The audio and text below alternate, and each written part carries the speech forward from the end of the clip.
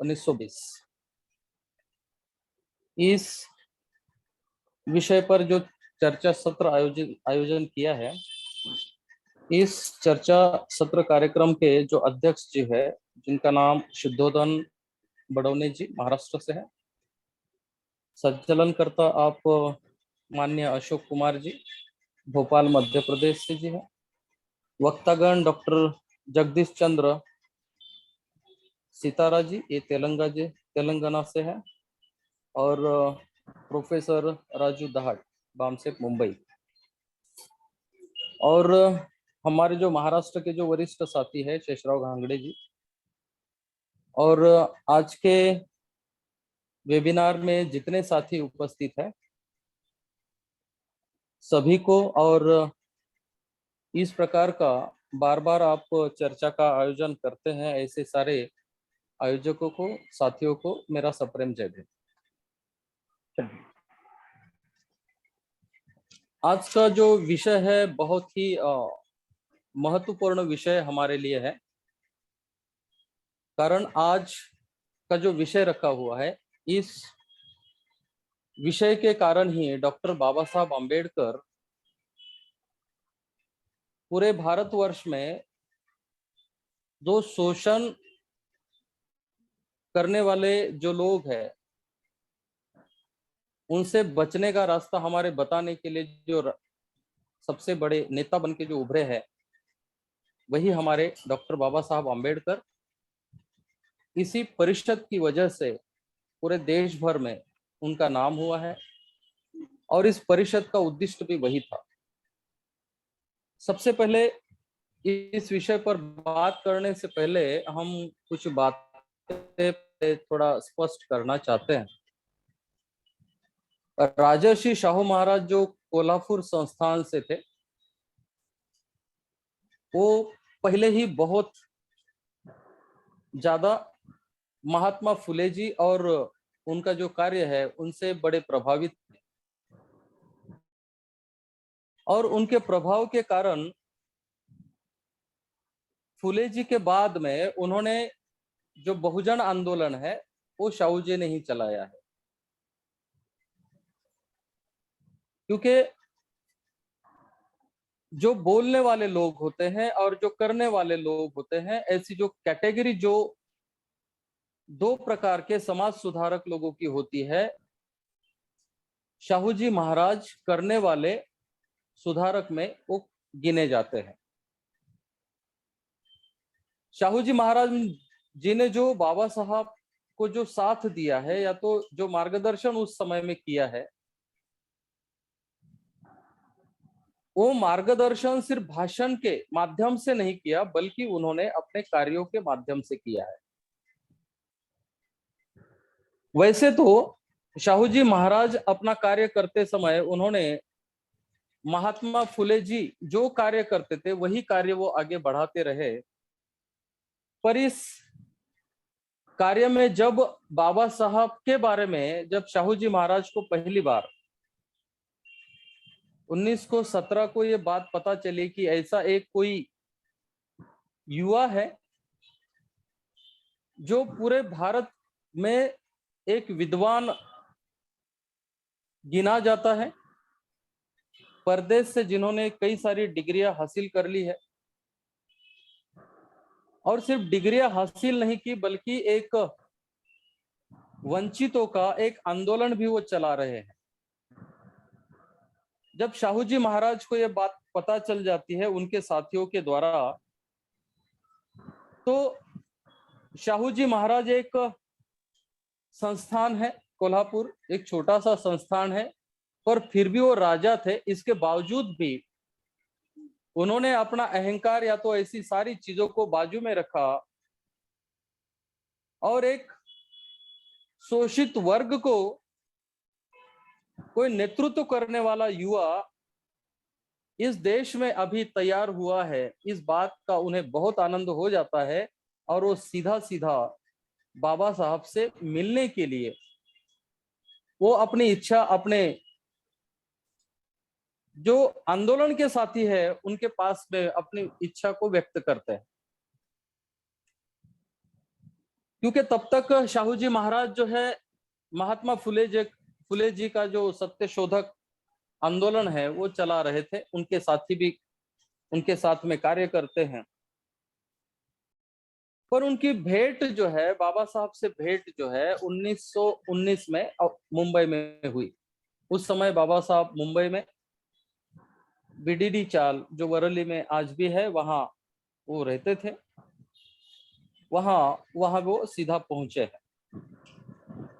पहुंचने के बाद में बाबा साहब के घर में जिस प्रकार से वो जाते हैं, उनसे वो बात करते हैं, सारी चीजें उनसे पता करते हैं, तो ऐसे लगता है कि कोई एक राजा हमारे घर पे नहीं आया, बल्कि हमारा एक कोई रिश्तेदार हमारे घर पे आया है। और जैसे एक टीचर अपने स्टूडेंट को प्रेरित कर लेता है और कुछ आगे करने के लिए, पढ़ने के लिए, तो शाहू जी महाराज बाबा साहब को एक प्रेरित करने वाली एक भाषा का उपयोग करके बाबा साहब का अभिनंदन करते हैं, उनको अप्रिशिएट करते हैं और बाबा साहब को प्रेरित करते हैं।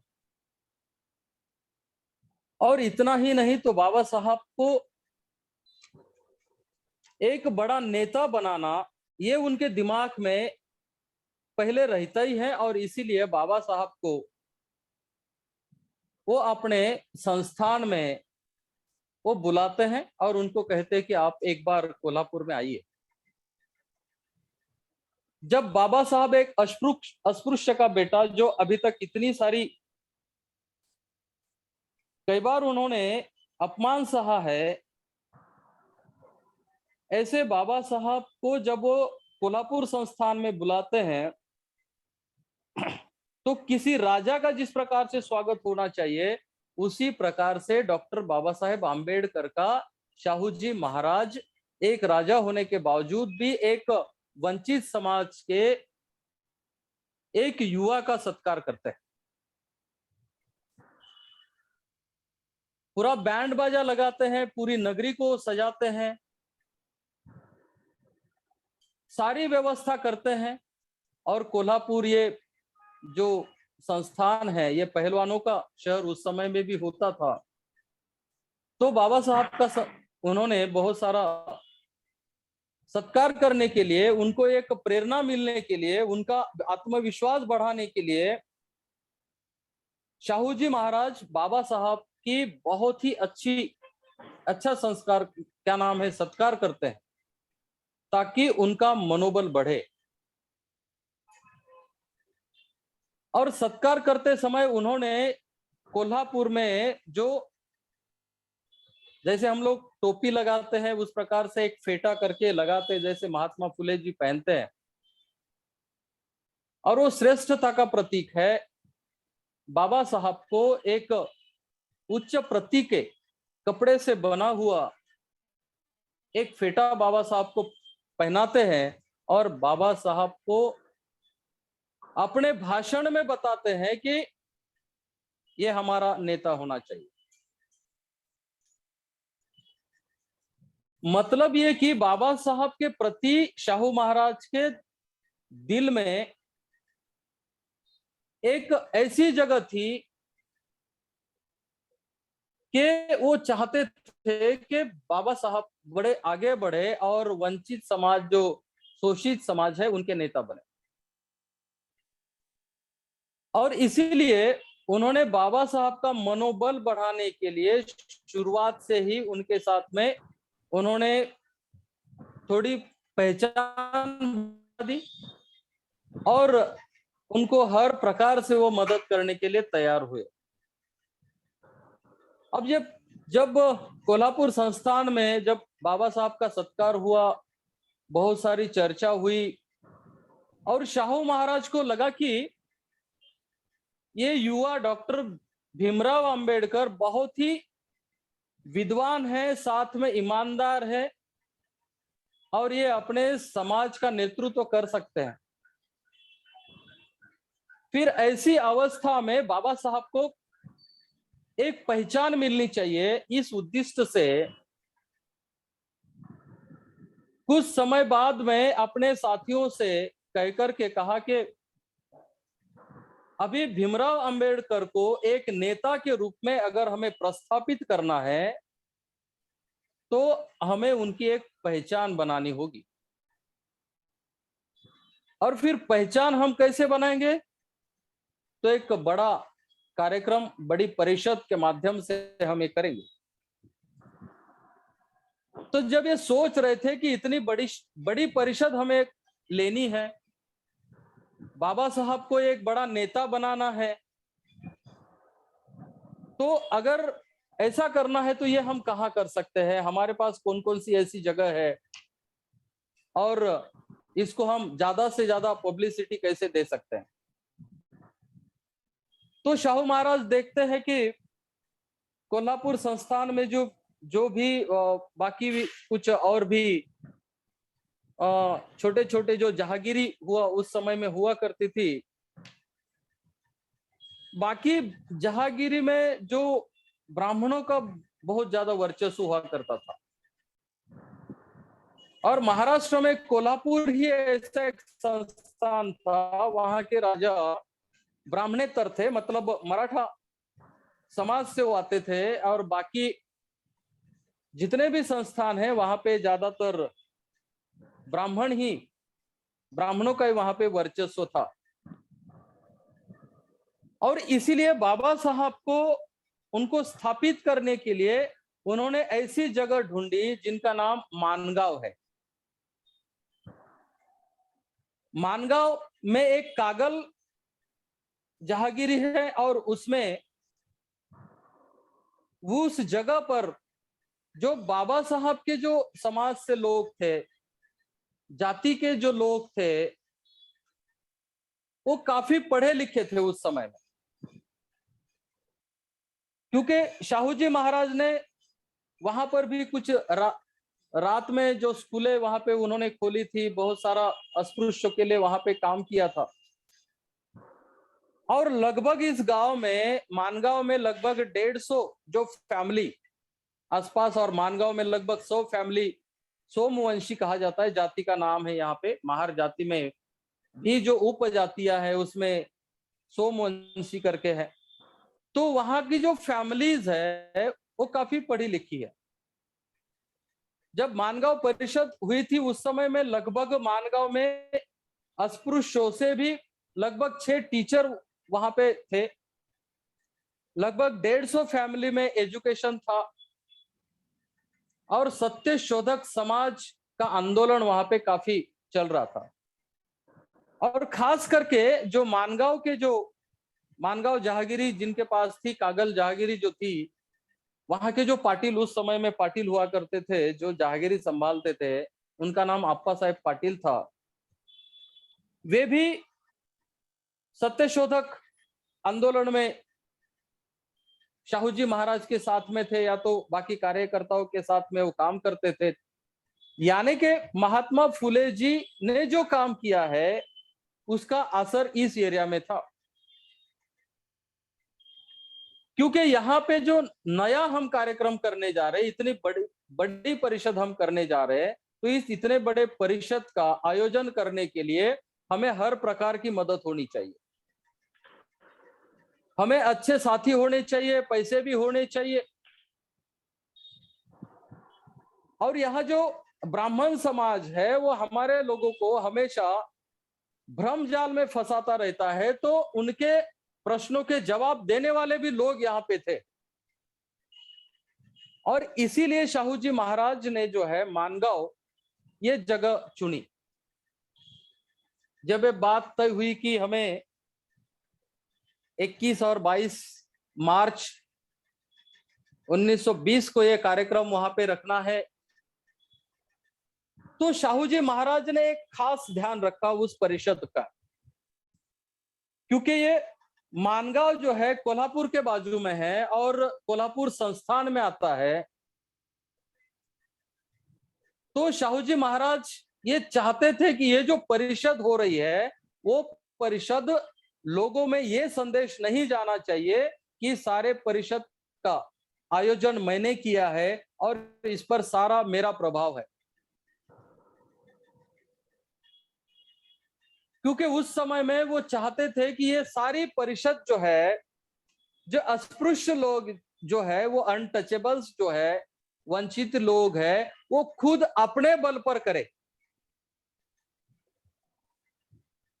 इन सारे लोगों को एक नया अनुभव आंदोलन का हो, और इस माध्यम से उन्होंने ये सोच की वजह से शाहू महाराज ज्यादातर इस आयोजन में बाहर से ही उनको साथ देते रहे।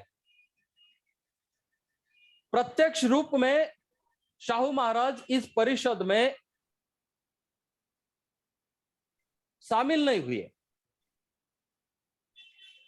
मतलब वो ऐसा नहीं कि मतलब जो पेंडॉल बनाया जा रहा था वहां पे शाहू महाराज गए, उन्होंने पैसे बहुत सारे दिए, ऐसा नहीं किया। क्योंकि इस परिषद को सफल बनाने के लिए सबसे पहले तो बहुत सारी कमेटी बनाई गई थी। आयोजकों ने बहुत सारी कमेटियां बनाई थी, जैसे कि स्वागत कमेटी हो सकता है, या तो जो पेंडॉल है वो पेंडॉल बनाने वाले का एक कमेटी बनाया गया था। इसका पब्लिक में इसका मैसेज चले जाए, लोगों को पता चले, और इसीलिए इसका एडवर्टाइजमेंट की एक अलग से कमेटी बनाई गई थी, खान पान वाली अलग से कमेटी बनाई गई थी। अब जिस परिषद के नेता डॉक्टर बाबा साहब आम्बेडकर या अध्यक्ष होने थे, तो बाबा साहब के ही मार्गदर्शन में सारा परिषद का आयोजन हुआ था। और जहां बाबा साहब अगर जिस आयोजन को देख रहे होंगे, वहां पे कोई कमी आने की कोई जरूरत ही नहीं थी। इस आयोजन में जो पैसा लगा है, लोगों ने निकाला है। शाहू जी महाराज ने इस परिषद में बहुत सारा धन नहीं दिया था, जानबूझकर नहीं दिया था, चाहे तो दे भी सकते थे, पर बहुत सारा धन, उतना धन उन्होंने नहीं दिया, क्योंकि उसका बहुत सारी ऐसी कई लिखित ऐसी चीज नहीं है कि शाहू जी महाराज ने मानगांव परिषद जो हुई उनको बहुत सारा धन दिया था। ऐसी कहीं बहुत ज्यादा जगह कोई लिखी हुई चीज नहीं मिलती है। परंतु इतना ये था कि ये जो सारा परिषद जो हो रही थी, वो शाहू जी महाराज की प्रेरणा से ही हो रही थी, इतना तो पक्का है। और इसकी पब्लिसिटी जो करने वाली कमेटी थी, वो गांव-गांव में लोगों तक पहुंची है। उन्होंने पर्चियां बांटी है, पर्चियां चिपकाई है, लोगों को बताई, क्योंकि उस समय में अपना समाज जो उतना पढ़ा लिखा था ही नहीं, इसीलिए लोगों ने वोकल एडवर्टाइजमेंट बहुत ज्यादा कर ली। और इस कार्यक्रम में दूर दराज से गांव से लोग यहां तक पहुंचे थे। उस समय में तो हम सबको पता है कि लोगों के पास कोई साधन नहीं हुआ करते थे पहुंचने के लिए, पर लोग दूर दूर से पैदल चल के आए हैं, खाना साथ में बांध कर लेके आए थे। कोई 25 किलोमीटर से, कोई 40 किलोमीटर से, कोई 50 किलोमीटर से लोग आ रहे थे। लोगों के बदन पर अच्छे कपड़े नहीं हुआ करते थे, परंतु बाबा साहब ने आवाज लगाई है, इसीलिए उस समय का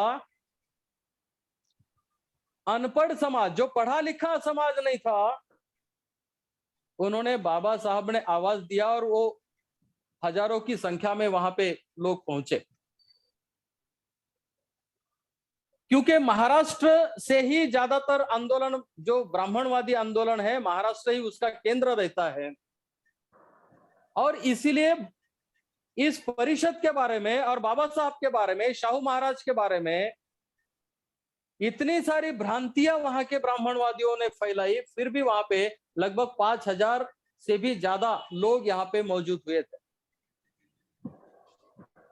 अगर ये भ्रांतियां नहीं फैलाते तो इससे भी बड़ा एक परिषद में मॉब वहां पे जमा हो जाता था, पर यह भी मॉब बहुत ज्यादा, वहां पे 5,000 भी कुछ कम नहीं था, बहुत ज्यादा था।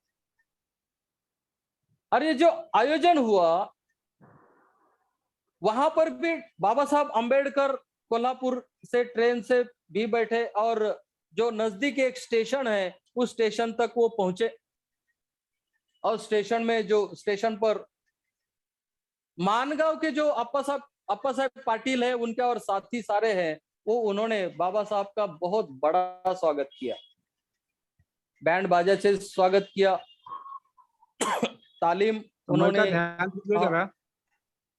हाँ, थोड़ा खत्म करता हूँ सर, हाँ, नहीं, 2 मिनट। समय का ध्यान दीजिए प्लीज। हाँ यस यस, खत्म करता हूँ। नहीं, और चलिए।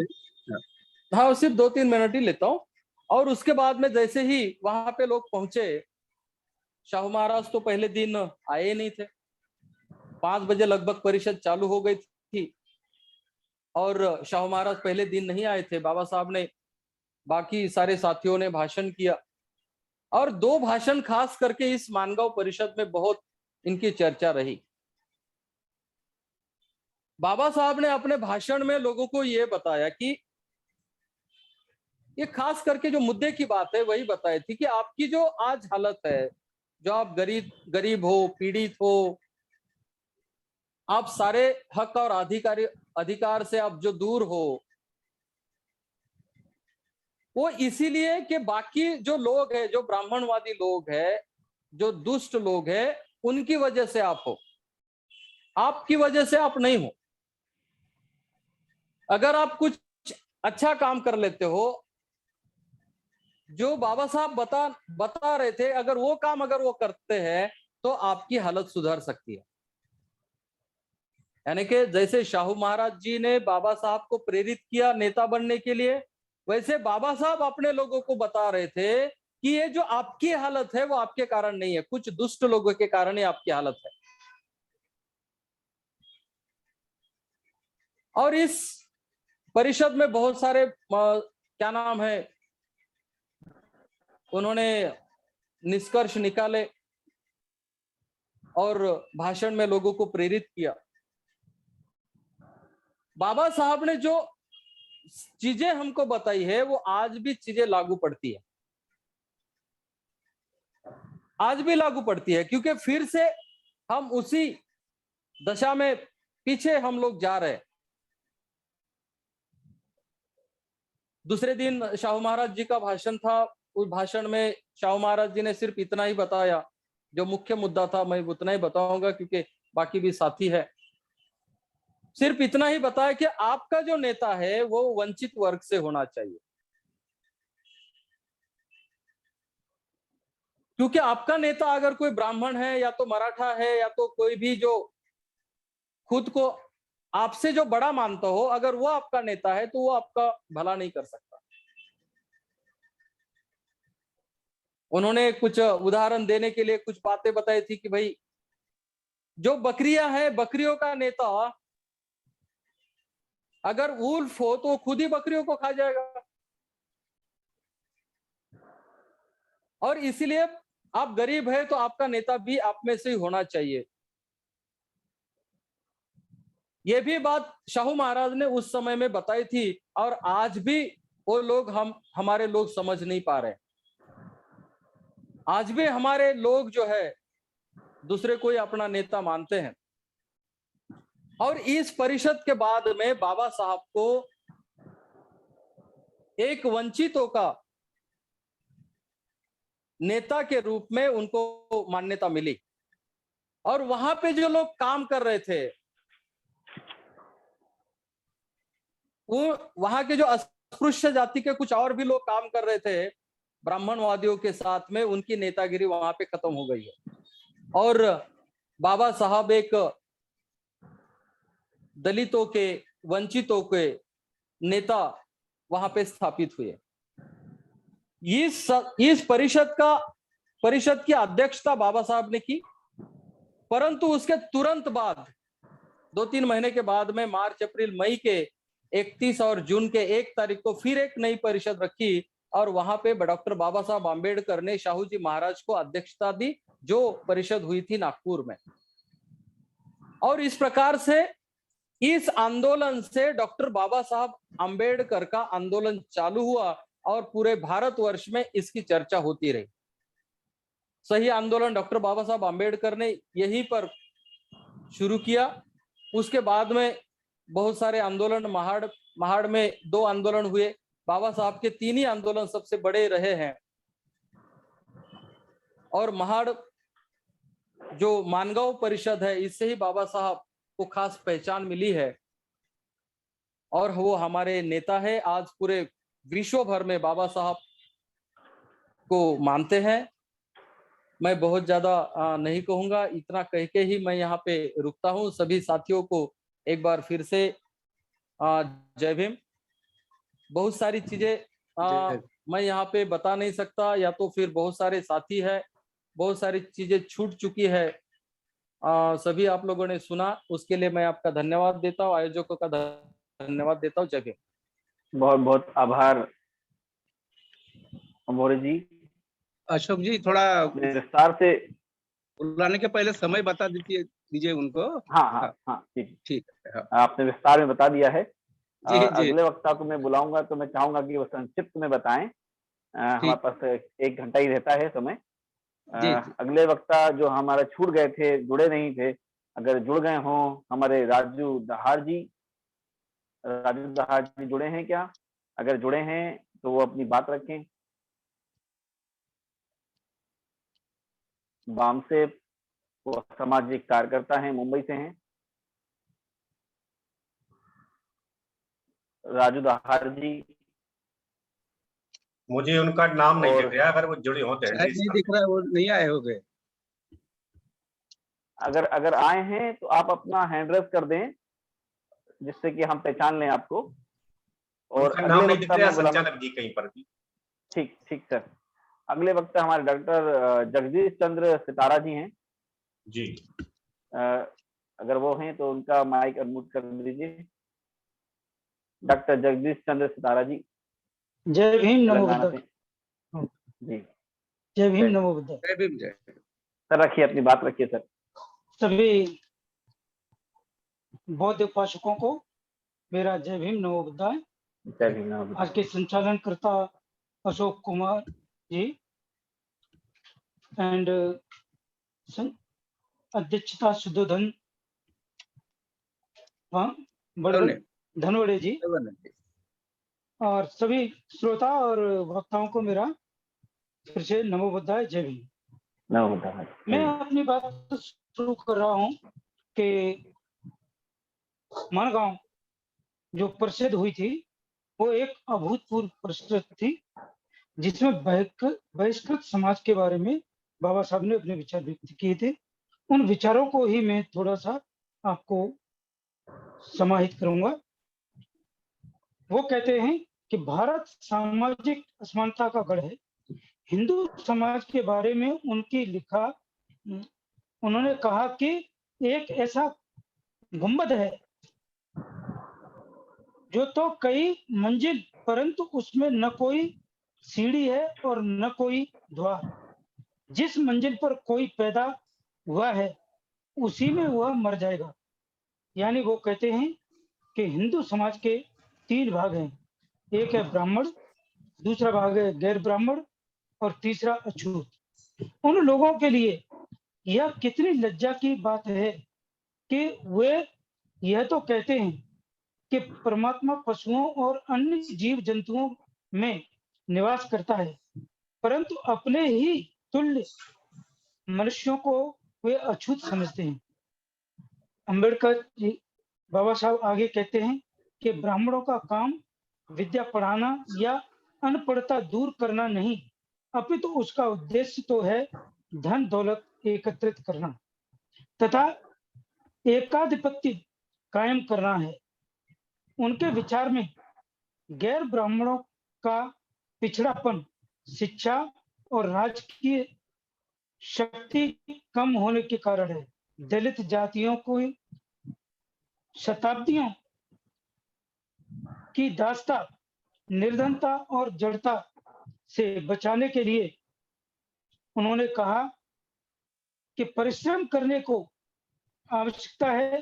अछूतों को इस बात का आभास करना पड़ेगा कि वे दास, पिछड़े हुए और अति पीड़ित हैं। बाबा साहब आगे कहते हैं कि भारत को स्वतंत्र करवाना ही पर्याप्त नहीं है, अपितु वह एक ऐसा श्रेष्ठ राष्ट्र बने जिसमें प्रत्येक को धार्मिक, सामाजिक और राजनीतिक समानता प्राप्त हो। प्रत्येक को अपना भविष्य उज्जवल बनाने और उन्नति करने का अधिकार अवसर दिया जाए। प्रत्येक को विकसित, प्रफुल्लित होने की स्वतंत्रता हो और उन्नति करने के सर्वसुलभ अवसर प्राप्त हों। यदि ब्राह्मणों को ब्रिटिश सरकार नहीं भाती है, वे उसका विरोध करते हैं और उस पर भरपूर हमले करते हैं, तो क्या अछूत ब्राह्मणों का शासन सहन करेंगे? यदि कभी शासन उन्हें दिया गया तो जितना विरोध ब्राह्मण ब्रिटिश सरकार का करते हैं, अछूत उससे भी अधिक गुना विरोध ब्राह्मणों का करेंगे। तो यानी ब्राह्मण एक ऐसा नागनाथ और सापनाथ, जैसा कि आगे चल के काशीराम जी ने भी कहा था, तो ब्राह्मणवाद एक ऐसा विषय है जिसे अगर किसी ने टच भी कर लिया तो उससे वो अछूता नहीं रहेगा। इसीलिए बाबा साहब ने इस धम्म परिषद में बहिष्कृत समाज के लिए और नई पीढ़ी को जोड़ने का पुरजोर समर्थन किया।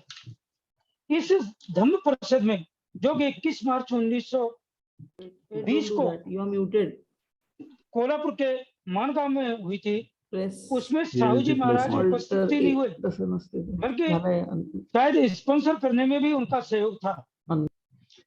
और अंत में जब समापन हुआ इस धम्म परिषद का, तब साहू जी महाराज ने खुद कहा था कि आपने अंबेडकर के रूप में अपना संरक्षक प्राप्त कर लिया है। यह बात साहू जी महाराज ने अंतिम प्रवचन में, जो कि धम्म परिषद चल रहा था मानगांव का, उसमें सभी दलित भाइयों के लिए कही थी। उसमें केवल दलित ही नहीं थे, गैर दलित भी उसमें कुछ लोग शामिल थे। लेकिन साहू जी महाराज ने कहा, दलितों को संबोधित करते हुए, कि आपने अंबेडकर के रूप में अपना संरक्षक पा लिया है। मुझे पूर्ण विश्वास है कि वह आपकी दास्ता की बेड़ियां काट गिराएंगे। ऐसी अंतरात्मा की आवाज है कि अंबेडकर एक दिन ऐसे महान नेता बनेंगे जिनकी ख्याति समस्त भारत में फैलेगी और जिसकी विद्वता का लोहा प्रत्येक व्यक्ति मानेगा। इस तरह की भावना बाबा साहब के प्रति साहू जी महाराज ने व्यक्त की। इसलिए इस धम्म परिषद को कुछ श्रेय, कुछ थोड़ा मैं कहूंगा तो संपूर्ण नहीं था, क्योंकि पूरा आयोजन दलित समाज के द्वारा किया गया था और ये शामिल हुए थे उसमें साहू जी महाराज जी। लेकिन साहू जी महाराज जी का भी जो है इसमें कुछ सहयोग था, यानी स्पॉन्सर करने में थोड़ा सा सहयोग था। और अंत में मंच पे भी थे और मंच में इन्होंने ये बात कह दी कि अब जो है आपको कोई भी अपना व्यक्ति ढूंढने की जरूरत नहीं है, आपका रक्षक बाबा साहब अम्बेडकर है जो फ्यूचर के हैं।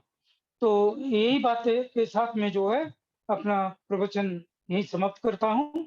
जय भीम, नमो बुद्ध। बहुत बहुत आभार, आपने बहुत ही अच्छे तरीके से हमें बताया। अब हमारे साथ जुड़ चुके हैं राजू दहार जी। राजू दहार जी, आप अपनी बात रखें।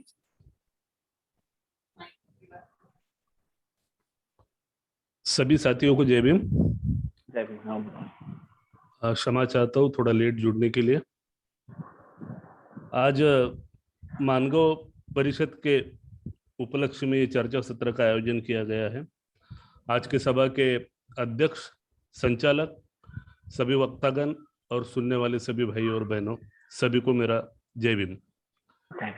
भाइयों, इस मानगांव परिषद, जिसे अस्पृश्य दक्खन अस्पृश्य समाज परिषद कहा गया था उस समय में, जो मानगांव परिषद के नाम से आज जिसे अपन जानते हैं, जानी जाती है, इसको जो सोशल मूवमेंट है, हमारी इंडिया की जो सोशल मूवमेंट है, उसका एक माइलस्टोन हम मानगांव परिषद को कह सकते हैं। क्योंकि उस जमाने में ब्रिटिश का राज था, अंग्रेजों का शासन था और आजादी का आंदोलन बड़े पैमाने पर भारत में चल रहा था। लेकिन भारत में एक वर्ग ऐसा भी था, एक बहुजन वर्ग ऐसा था, जो बहुसंख्य समाज था, कि जो सदियों से गुलामगिरी में था ब्रिटिशों के नहीं, उच्च वर्णियों के गुलामगिरी में था और उन्हें कोई नेता नहीं मिल रहा था या उनका कोई ऐसा पुढ़ारी नहीं था कि जो उनकी बात कर सके या उनके दुख दर्द को समझ के उनकी बात रख सके। लेकिन मानगांव परिषद ने डॉक्टर बाबा साहब आम्बेडकर के रूप में बहुजन समाज को एक नेता दिया, तो इसलिए इसे हम आम्बेडकर युग की शुरुआत भी कह सकते हैं। भारत में आम्बेडकर युग की जो शुरुआत हुई वो ये मानगांव परिषद से हुई। उसके पहले भी डॉक्टर बाबा साहब आम्बेडकर ने अपने अखबार में एक लेख लिखा था कि स्वतंत्र भारत में, आजाद भारत में हमारे अस्पृश्य का रोल क्या होगा या हमारी भूमिका क्या होगी या किस तरह से हमें अधिकार मिलेंगे, इसके बारे में उन्होंने लिखा था। वही बात मानगांव परिषद में उन्होंने बहुत सविस्तर रूप में रखी थी। हम देखते हैं कि शाहू जी महाराज और डॉक्टर बाबा साहब आम्बेडकर जिनको हम महापुरुष मानते हैं, जैसे कि महात्मा फुले हैं, उनके बाद में शाहू महाराज ने ये समतावादी आंदोलन चलाया है, उसके बाद बाबा साहब ने चलाया है। तो ये जो श्रृंखला है महापुरुषों की, उसमें शाहू महाराज और बाबा साहब जो थे वो समकालीन थे और दोनों में काफी मेल मिलाप था। बाबा साहब को आगे बढ़ने के लिए बहुत सारी प्रेरणा शाहू महाराज से मिली थी और शाहू महाराज एक ऐसे व्यक्ति थे कि आजादी के बाद अस्पृश्य को जो अधिकार मिले वो तो बाद में मिले, लेकिन शाहू महाराज ऐसे थे कि उन्होंने आजादी के पहले ही अपने संस्थान में जाति व्यवस्था निर्मूलन के लिए या अस्पृश्य के उद्धार के लिए कानून बनाए थे। मतलब ये जो शुरुआत थी उन्होंने आजाद भारत के पहले ही शाहू महाराज ने अपने संस्थान में कर दी थी। तो इस तरह से दोनों की जो भूमिका थी, तो बहुजन समाज को आगे लाने की, उनको आजादी दिलाने की, उनको हक अधिकार दिलाने की दोनों की भूमिका थी।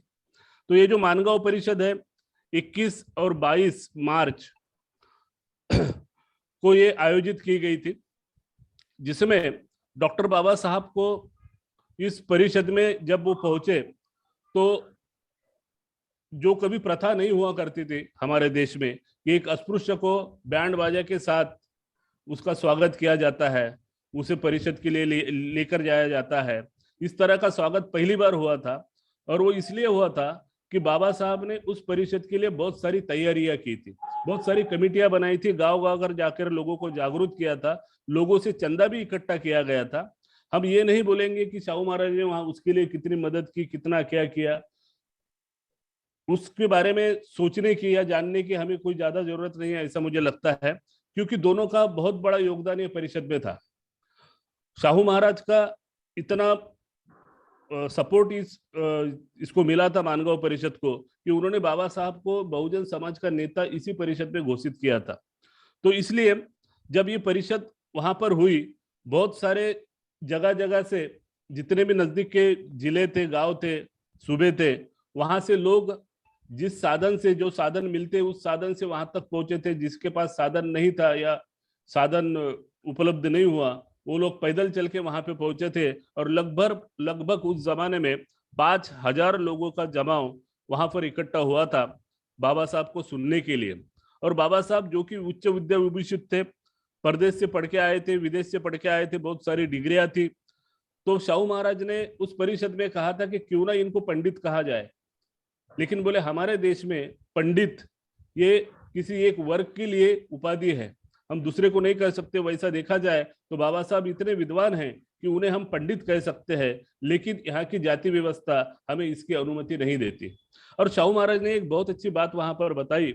बाबा साहब को जब उन्होंने नेता घोषित किया या बाबा बहुजन समाज को जो बताया कि आज बहुजन समाज को अपना नेता मिल गया है, बहुजन समाज को अपना नेतृत्व मिल गया है, जो उनके दुख दर्द को समझकर उनको अपने न्याय, हक और अधिकार दिलाने में सफल होंगे, ऐसा एक नेतृत्व उन्हें मिल गया है। ऐसी बात शाहू महाराज ने उस परिषद में रखी थी।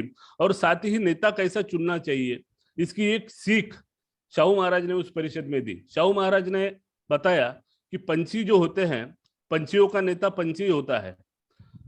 शेर जो होता है जंगल में, उसका नेता भी शेर ही होता है। या जो भी जानवर होते हैं वो अपने में से ही अपना नेता चुनता है।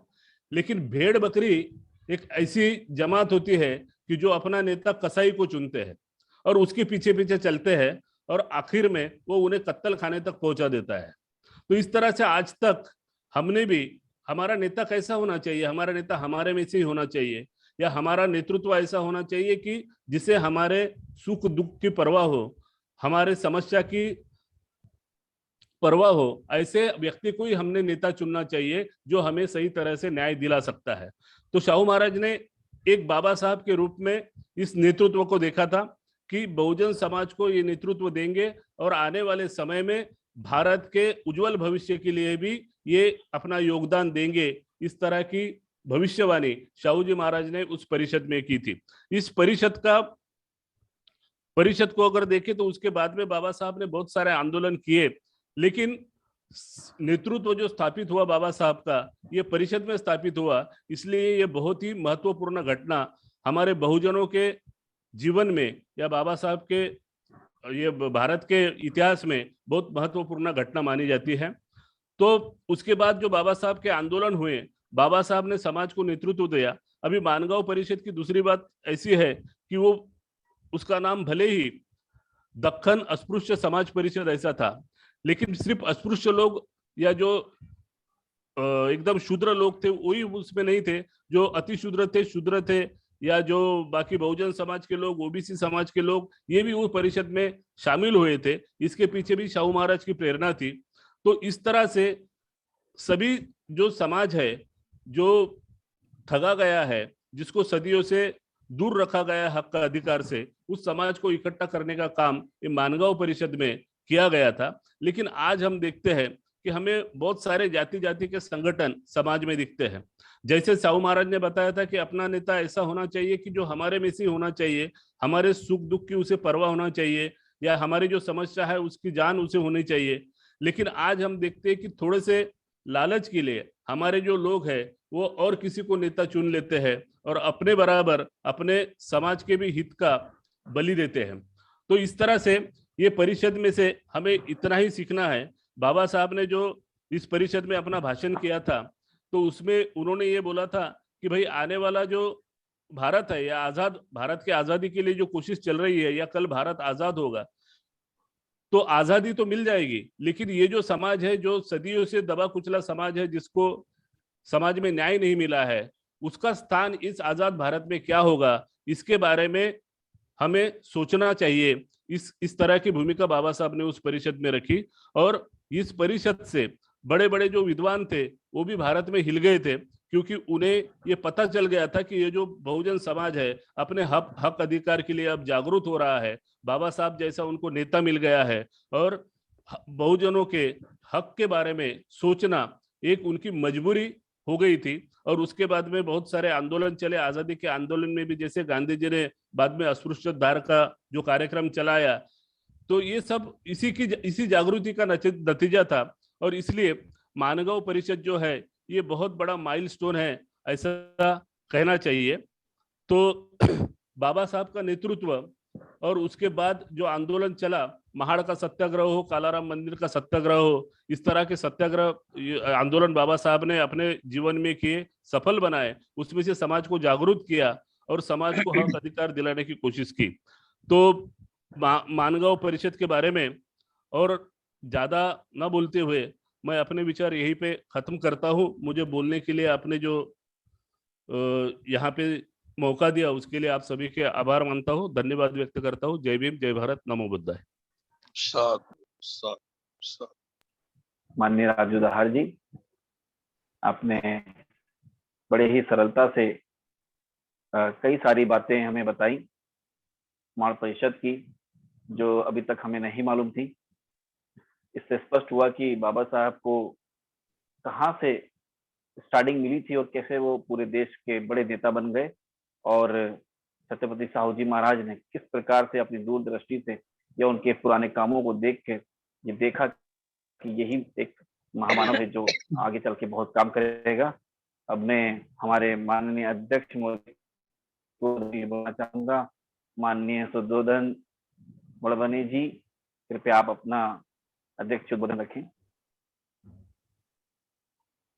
सबको मेरा सप्रेम जय भीम। जय। महाकारुणिक तथागत भगवान गौतम बुद्ध, बोधिसत्व डॉक्टर बाबा साहेब आम्बेडकर, महात्मा फुले, कबीर और जिन जिन महापुरुषों ने, संतों ने समाज में परिवर्तन लाने के लिए, समाज में समता लाने के लिए अपना जीवन अर्पित किया, उन सभी संतों को मैं सबसे पहले नमन करता हूँ। और राष्ट्रीय बौद्ध महासभा के अध्यक्ष जी, संस्थापक अध्यक्ष जी प्रकाश बौद्ध जी, भारती जी, उसी तरह से हमारे साथ में जुड़े हुए जो वक्तागण है, हमारे अशोक कुमार जी, आप सबको मेरा सप्रेम जय भीम, नमो बुद्धाय। आज का जो विषय है ये बहुत ही अलग विषय है, क्योंकि आज तक किसी ने भी इस विषय पर ऐसा परिचर्चा नहीं रखी थी।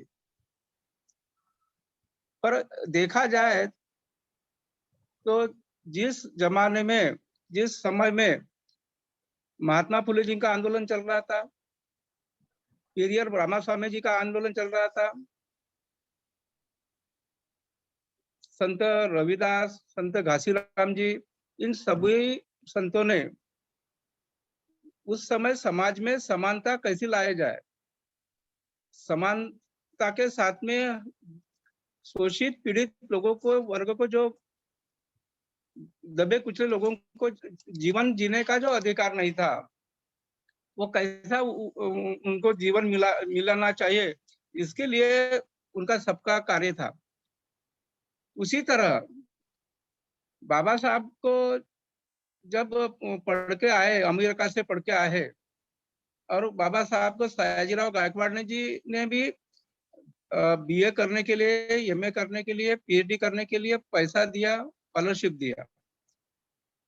और जब उनका करार जो था, कॉन्ट्रैक्ट था, वो कॉन्ट्रैक्ट खत्म हो गया, और खत्म होने के बाद उन्होंने उनको बड़ौदा में बुलाया, सयाजीराव गायकवाड़ साहब ने, और वो सर्विस के लिए बुलाया। तो सर्विस जब किए, इतने पढ़े लिखे थे, जिस जमाने में हमारे भारतवर्ष में कोई भी इतना पढ़ा हुआ नहीं था, और वही आवाज नहीं सर आपकी। अमीर जी, हमारे आवाज आती? आवाज नहीं आ रही है आपकी। एक सेकंड, माइक तो चालू है मेरा वाला। सर आपकी आवाज बहुत अच्छी आ रही है, जो भी साथी की आवाज नहीं आ रही उनका नेटवर्क नहीं। हो सकता है नेटवर्क प्लीज कंटिन्यू रखिए। जी जी जी, हाँ। तो बड़ौदा के संस्थान में जब बाबा साहब सर्विस कर रहे थे, तो उस समय देखा उन्होंने कि मैं इतना पढ़ा लिखा आदमी हूँ, और उसके बावजूद भी मेरे साथ ऐसा दुर्व्यवहार किया जा रहा है। उनको पीने का पानी, वहीं पे भी पीने के पानी को हाथ नहीं लगाने देते थे, फाइलें ऐसे फेंक के देते थे, और इस तरह से व्यवहार दुर्व्यवहार से बाबा साहब बहुत दुखी हो गए। उन्होंने सोचा कि अगर मैं इतना पढ़ा लिखा हूँ, अमेरिका से पढ़ा लिख कर आया हूँ, फिर भी मेरे साथ में अगर ऐसा ये हो रहा है, तो हमारे जो बिना पढ़ा लिखे हुए जो लोग हैं, उनके साथ में क्या होता होगा। और उस समय उन्होंने अपने दिल में ठान लिया कि नहीं, मैं अपने लोगों को जागरूक करूंगा। अभी जागरूक करूंगा, इस ऐसे मन में ठानने के बाद, दिल में करने के बाद, उन्होंने, बाबा साहब ने एक बात रखी थी कि गुलाम को गुलामी की एहसास करवा दो, ताकि वो अपनी श्रृंखला को तोड़ सके। और वो जब तक तुम उसको गुलामी का एहसास नहीं कराओगे, तो वो अपनी श्रृंखला तोड़ने में समर्थ नहीं होता है, और ना उसके लिए वो कोशिश करता है। तो इस तरह से ध्यान में रखते हुए, और बाकी अभी जो 2-3 हमारे वक्तागण ने बताया है कि शाहू महाराज से उनका कैसा सलूकात हुआ, कैसी पहचान हो गई, तो ये सब बात मैं नहीं दोहराऊंगा। पर एक बात बताना जरूरी है कि शाहू महाराज ने उस समय भी कोल्हापुर के जो संस्थान थे, वह संस्थान में 1920 में 50% नहीं, 1902 में 50% आरक्षण दिया था उनके कार्यालय में लोगों को, शोषित पीड़ित लोगों को। तो पहले है ये जो कि उन्होंने सबसे पहले समाज के लिए समानता सोचने का काम हमारे शाहू महाराज ने किया। शाहू महाराज ये सोचते थे कि भाई हमारे जो पढ़े लिख कर जो आए हैं, ऐसा जब उनको पता चला कि शोषित पीड़ित वर्ग से एक युवा लड़का, युवा आदमी पढ़ के आया है, ये जब उनको पता चला तो उनको बहुत खुशी हो गई। और वो खुशी होने के बाद अभी एक हमारे वक्तागण ने बताया कि वो उनके बीटी चार्ल्स में बॉम्बे में मिलने गए थे। एक राजा जब एक सामान्य आदमी बोले यानी शोषित पीड़ित आदमी को जब मिलने जाता है तो वो राजा होने के बावजूद भी अपने घर के आदमी के समान उनको मिलते हैं और वो उनका सत्कार करते हैं। तो ये बात से फिर आगे में उनको दिल में ये रहता है कि नहीं, अपने हमारे जो अच्छा पढ़ा हुआ आदमी हमें मिला है, युवा मिला है, इसको थोड़ा लोगों को जान पहचान होना चाहिए। इसलिए इस विचार से उन्होंने उनके करवर करके जो संस्थान था, वहाँ के जो कुछ लोग उनके अच्छे पहचान के थे। पर और एक बात अच्छी ऐसी एक बात है कि वो पार्टी लोग थे वो मानगांव में। ये मानगांव जो है इचलकरंजी तालुका में पंचगंगा नदी के पास में है और वहां से 2 किलोमीटर या 3 किलोमीटर के ऊपर भी रेलवे का स्टेशन है, वहां से पैदल जाना पड़ता था उस समय भी। और अभी वहां पे छोटे अभी भी वहां कुछ व्यवस्था नहीं है ज्यादा, ठीक है, वो बात अलग है। तो बाबा साहब को उनको पूरे देश में राज्य में उनका पहचान बनाना था कि हमारा भी नेता आपके लिए कैसा हो। इससे उन्होंने मानगांव परिषद लेने की ठानी। और वहाँ के जो दादा गौड़ा थे ये अलग समाज के थे, जैन समाज के थे, अलग बोलो जैन समाज के थे। और जैन समाज के होने के बावजूद भी उनका दिल में बाकी जो अपनी गरीब पीड़ित था उसके लिए उनके दिल में बाबा साहब को ये लग रहा था कि हमारा समाज जो है लिख कर पढ़कर ज्ञानी बने। अगर लिखकर पढ़कर ज्ञान नहीं बनेंगे तो हमारा कोई सुधार होने वाला नहीं और हमारे को कोई सपोर्ट करने वाला नहीं। तो जो कुछ ठहराव लिए थे, तो ये ठहराव मैं पहले आपको बता देता हूँ, फिर बाद में आगे बढ़ता हूँ। सबसे पहले उन्होंने जो ठहराव लिया था कि दलित लोगों को मानवीय हक मिले, समानता मिले। और इसी वजह से बाबा साहब ने आगे चल के पानी का महाड़ का सत्याग्रह किया। दूसरा ठहराव लिया था कि सभी बच्चों को शिक्षा एजुकेशन मिले। शिक्षा एजुकेशन के लिए उन्होंने साउथ ब्यूरो कमीशन के लिए को भी इसके पहले उन्होंने अपना रिपोर्ट दिया था, अपना कहना बताया था। उसके बाद में ये उसके आगे चलकर बोले कि सभी को प्राथमिक शिक्षा मुफ्त में मिले। ये सरकार अपना जिम्मा ले कि उसको मुफ्त में शिक्षा मिले और प्राथमिक शिक्षा कंपलसरी हो। अगर कोई प्राथमिक शिक्षा में भेजता नहीं स्कूल को तो उसको जब बताओ कि नहीं उसको स्कूल में भेजो, नहीं तो वो अनिवार्य करो, तो अनिवार्य करने के लिए बोले। और उसी के साथ साथ जो हमारा समाज यानी अभी उस महार समाज ही बोलते हैं, हमारा समाज वो मरे हुए ढोर को ओढ़ के लेके जाते थे और वो बाहर के गांव में गांव के बाहर जाके उसका फिर वो अलग अलग लोग अलग अलग तरीके से उसका यूज करते थे। उसको काट के उसके खानोड़ी बना के लाते थे, उसको सुखाते थे और वो खाते थे। तो किसी ने भी कोई भी हमारा भाई इसके बाद में मरे हुए जानवर का गोश्त नहीं खाएंगे और मरे हुए जानवर कोई भी नहीं उठाएगा, ये भी वहां पे उन्होंने बात रखी थी। पर असली बात जो है वो लोगों के दिमाग में आया ही नहीं। और सबसे बड़ी बात ये थी कि राजर्षि शाहू महाराज को ये जब मालूम पड़ा कि professor doctor Baba Saheb Ambedkar professor है सिडेनहैम कॉलेज में और वो अमेरिका से शिक्षा लेके आई है, तो शाहू महाराज ने बाबा साहब आम्बेडकर जी को अध्यक्ष पद लेने के लिए उस समय बताया था। इसलिए बताया था कि ये जो सब बातें जो है बाबा साहब को शुरू से ही उनका वो कार्य चल रहा था। अगर ये बाबा साहब को अगर अध्यक्ष नहीं बनाते थे तो दूसरा कोई इस तरह से बात नहीं रख सकते थे। बाबा साहब का जो योगदान था बाबा साहब ने, ये तो बात कही, पहले दिन बाबा साहब ही अध्यक्ष थे और उस समय शाहू महाराज पहले दिन नहीं आए, दूसरे दिन आए, क्योंकि उनको तबियत के वजह से थोड़ा ये था, तकलीफ थी, इसलिए वो नहीं आए।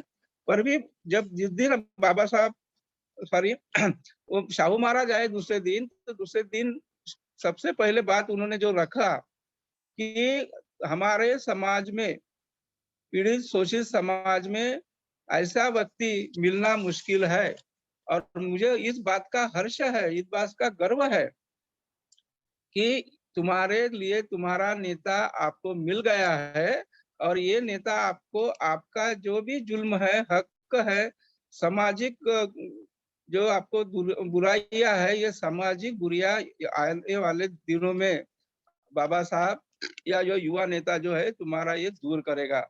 इस तरह से बात हमारे शाहू महाराज ने रखा था और शाहू महाराज का योगदान उनके साथ में बहुत था। एक वक्ता ने बताया है कि उनके साथ में फिर नागपुर में दूसरी मुलाकात हुई, नागपुर में परिषद हुआ।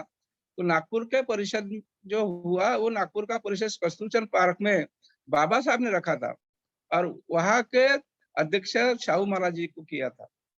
तो इस तरह से उनका आपसी जो था, ये नहीं, मानगांव का जो परिषद थी ये माइलस्टोन ही था कि समाज में परिवर्तन लाने के लिए, समाज के पीड़ित शिक्षित लोगों को ऊपर उठाने के लिए जो पहला बिगुल जो बजा, यानी सामाजिक परिवर्तन लाने के लिए मनुवादी के खिलाफ जो संघर्ष करना था, लड़ाई करना था, वो लड़ाई का बिगुल मानगांव से बजा है। इसलिए मानगांव का जो परिषद है, मानगांव का जो महत्व है, ये सबसे ज्यादा महत्व है। और मानगांव परिषद में बहुत से चीजें उसके बाद में जो तकलीफ हो गई, उसके बारे में किसी ने बताया नहीं, तो थोड़ा मैं बताना चाहता हूँ कि जिस आदमी ने अप्पा गौड़ा करके जो थे, अप्पा दादा गौड़ा, इन्होंने पूरा जुम्मा लिया था। उनके साथी दूसरे पाटिल थे, उन्होंने भी जुम्मा लिया था। ये मानगांव के परिषद के बाद में उनको समाज से अलग कर दिया था, जाति से अलग कर दिया था और इसका वजह से वो जो अप्पा गौड़ा पाटिल थे वो कोल्हापुर में ही रुके। कोल्हापुर के उसके बाद में वो अपने मानगांव में गए ही नहीं। ये तो बात हुई। उसी के साथ में हमारे जो समाज था, दलित पीड़ित शोषित जो समाज था, उनको भी उन लोगों ने क्या बोलते उसको बहिष्कार कर लिया था और बहिष्कार के बाद में उनको पीने का पानी नहीं, उनके जो जानवर थे उनको चारा नहीं, उनका किराना जो दुकान था जहाँ से भी अन्न धान्य मिलता था वो बंद कर दिया था और इस तरह से हमारा समाज के लोगों को वहां पे प्रताड़ित किया गया था। फिर भी हमारा समाज वहां से डटे रहे और इस तरह से ये जो शुरुआत हुई, एक संघर्ष की शुरुआत हुई। इस संघर्ष की शुरुआत शाहू महाराज के साथ में बाबा साहब ने किया और उसी समय शाहू महाराज के साथ में बातचीत करते हुए बाबा साहब ने फिर से बताया कि मुझे और लंदन में जाना है पढ़ने के लिए, क्योंकि सयाजीराव गायकवाड़ का जो संस्थान था, वहाँ का जो एक दीवान था, वो दीवान ने बाबा साहब की स्कॉलरशिप बंद कर दिया था। उसके वजह से उनका आगे का जो ख्वाब था उनका कि मैं आगे चल के बाराटला यानी बैरिस्टर बनना चाहता हूँ, डीएससी करना चाहता हूँ, तो वो डीएससी और बाराटला करने के लिए, बैरिस्टर बनने के लिए फिर से शाहू महाराज से रिक्वेस्ट किया। शाहू महाराज ने उन्हें आगे के पढ़ाई के लिए फिर से पैसा दिया और लंदन में जाके बाबा साहब ने डीएससी और बाराटल किया। इस तरह से ये जो उनका जो मिलाप हो गया, उनका जो पहचान हो गई, उस पहचान का ये जो पहचान की जो फायदा बोलो या पहचान का जो उनको आगे जो बढ़ाना था, शाहू महाराज को समाज सुधारना करना था इस तरह, क्योंकि वही शुरू से ही समाज सुधारक थे।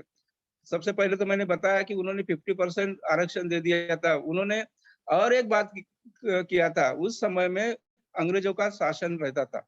अंग्रेजों के शासन के इसमें 4 समाज जो थे, मांग, महार, भंगी और मांग, महार और वो जो जो डाकू लोग के बोलते थे उसको, वो 4 लोग जो थे, वो 4 लोगों को पुलिस स्टेशन में या पुलिस पाटिल की तरफ हर रोज हाजिरी लगाना पड़ता था, उपस्थित होना पड़ता था। और उसके वजह ये थी कि कभी-कभी ये लोगों को अपने रिश्तेदार के तरफ या और कहीं जाने के लिए नहीं मिलता था, और उसका परिणाम ये होता था कि उनके रिश्तेदार से मिले बगल ही कुछ रिश्तेदार गुजर जाते थे, और उसके उनका कोई उनका ये नहीं होता था। ये बात जब उनको मालूम चली पड़ी शाहू महाराज जी को, तो उन्होंने वो हाजिरी वाली बात जो है वो बंद करवा दिया था। और इसी तरह से जो मानगांव का जो परिणाम है, ये अच्छा परिणाम निकला, और आगे फिर नागपुर में परिषद हो गई, महाड़ का सत्याग्रह हुआ। और एक बात हमारे लोगों ने बताया नहीं कि बाबा साहब को समाज के लिए जो उत्थान करना था, समाज में जागृति करना था, उसके लिए मूक नायक पेपर निकाला था। और मूक नायक के पेपर के लिए सबसे पहले 1 जनवरी 2020 को ही वो चालू किया था। उसके 2,500 रुपए सबसे पहले शाहू महाराज ने दिए थे। इस तरह से समाज को जागरूक करने के लिए मानगांव जो परिषद हुई, इसका बहुत महत्वपूर्ण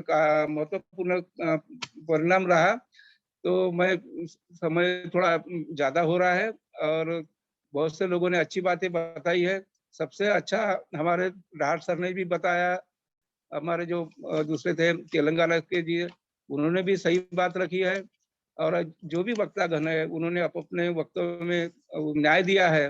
और मैं चाहता हूँ कि हमारे प्रकाश भारती जी वो भी बात रखे, इसलिए मैं उनको समय देने के लिए मैं 2 मिनट अभी मैं अपना 2 मिनट में वक्तव्य खत्म करता हूँ।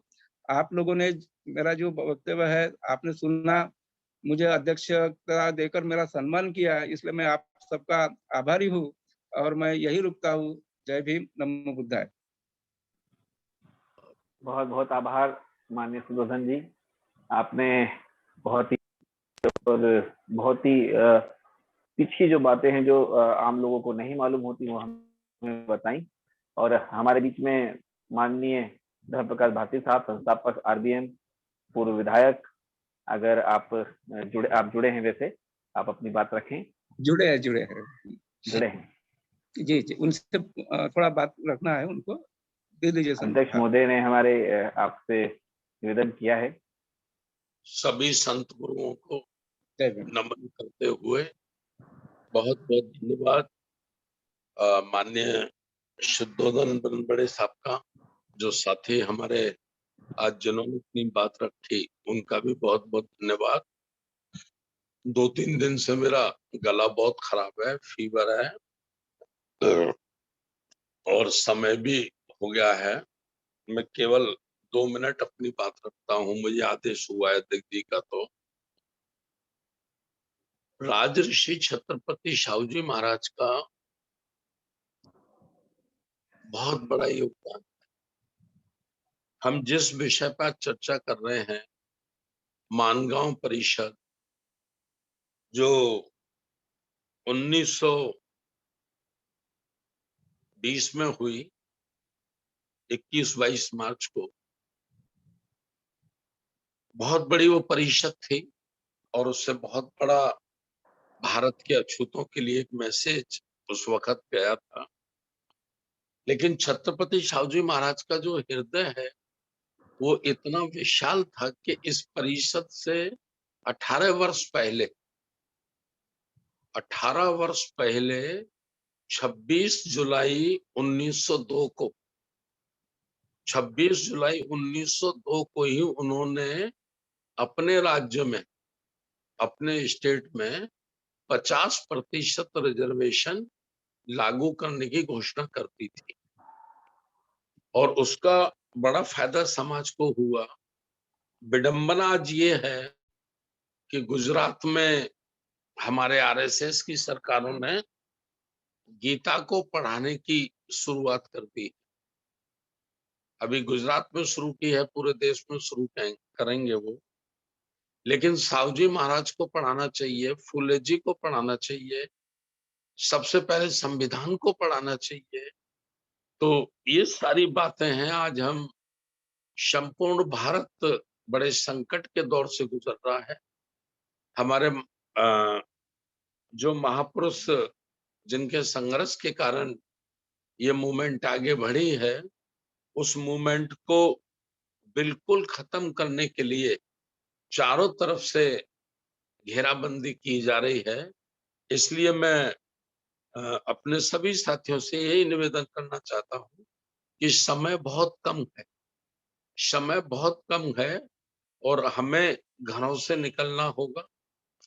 धन, मन, तन सबकी व्यवस्था करनी होगी और वक्त रहते ही छत्रपति शिवाजी जी महाराज के मूवमेंट को, महात्मा ज्योतिराव फुले जी के मूवमेंट को, बाबा साहब के मूवमेंट को और हमारे जितने भी संत गुरु हुए हैं उनके मूवमेंट को, मान्यवर कांशीराम साहब के मूवमेंट को हमें कामयाब करने के लिए, सुरक्षित रखने के लिए और इस बड़े आक्रमण से बचाने के लिए आज वक्त की पहली जरूरत है कि हम जो प्राचीन काल की घटना है उनसे प्रेरणा लें, उनसे सबक लें और बहुत जल्दी तेजी से हम अपने समाज को तैयार करने में लग जाएं।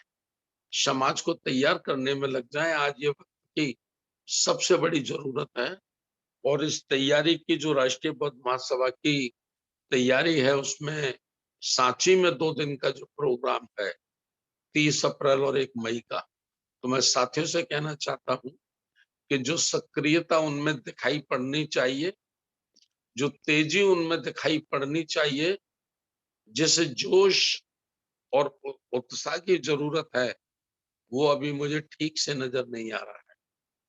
तो साथियों समय बहुत कम है। हम चाहे जितनी फिर पुरानी बातें करते रहें, महापुरुषों की प्रेरणा को सुनाते रहें, सुनते रहें, वक्त अगर हाथ से निकल गया तो ये वापिस नहीं आने वाला है। तो हम महापुरुषों के अधूरे आंदोलन को, उनके अधूरे काम को पूरा करने के लिए और युद्ध मैदान में, मैं तो कह सकता हूं युद्ध मैदान में अब निकलने की जरूरत है। क्योंकि गीता को अगर पढ़ाने का काम शुरू कर दिया गया है तो आप सीधा सीधा मान लीजिए कि आपके ऊपर बहुत बड़े संकट के बादल हैं। आप बुद्धिजीवी वर्ग हैं, इशारा ही समझ सकते हैं, ज्यादा कहने की जरूरत नहीं है। बहुत बहुत धन्यवाद। नमो बुद्धाय। जय भीम। बहुत बहुत आभार साहब आपका।